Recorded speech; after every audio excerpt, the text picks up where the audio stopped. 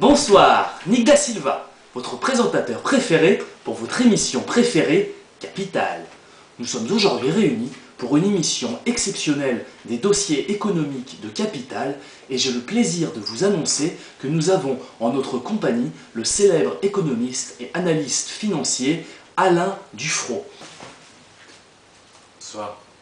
Alain Dufrot va tenter de répondre à une question que les internautes sont de plus en plus nombreux à nous poser en cette période de crise économique. Pourquoi, dans ce qu'on pourrait appeler une certaine solidité économique de nos pays industrialisés, peut-il y avoir encore tant de fluctuations à l'heure actuelle? Voilà, donc sur ce sujet, nous allons nous adresser à ce célèbre économiste, Alain Dufrot. La parole est à vous. Oui. Pour expliquer les fluctuations de l'activité économique, une première démarche privilégie les causes exogènes.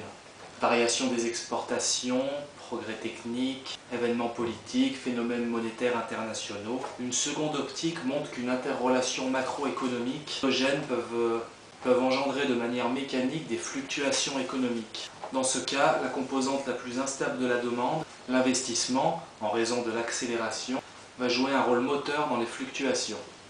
L'oscillateur de Samuelson est développé dans cette optique. Alors qu'est-ce que l'oscillateur de Samuelson? Voilà, c'est ça.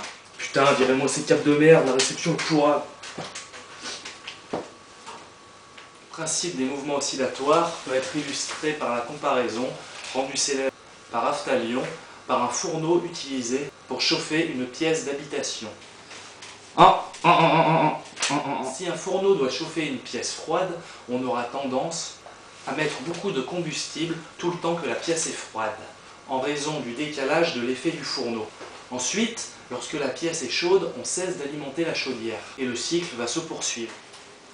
Oui, voilà, tout à fait. En fait, la difficulté d'ajuster dans le temps l'apport de combustible avec la chaleur désirée crée des fluctuations cycliques.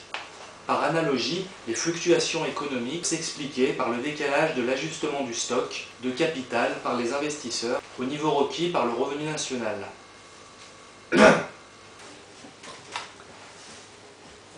Ainsi, la croissance de la demande puis de la production a pour conséquence une augmentation des investissements conformément au principe de l'accélérateur. Mais cette augmentation de l'investissement, composante de la demande, va accroître le revenu national.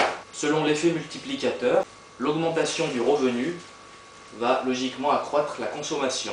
C'est ces interrelations qui induisent des fluctuations cycliques, tout simplement. Merci Monsieur Fro pour cette brillante analyse.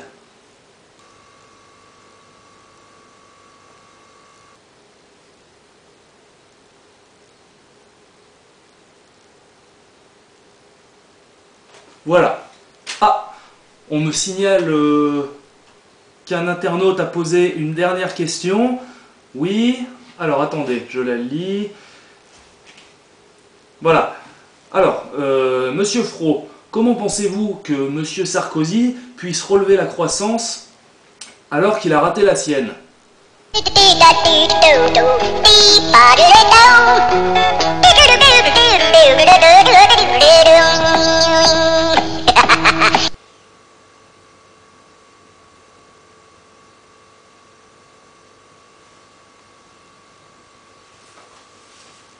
Bonsoir.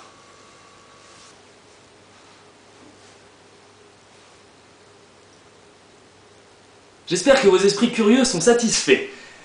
Moi-même et l'équipe de Capital vous souhaitons une agréable semaine et vous disons à bientôt pour les dossiers palpitants économiques de Capital.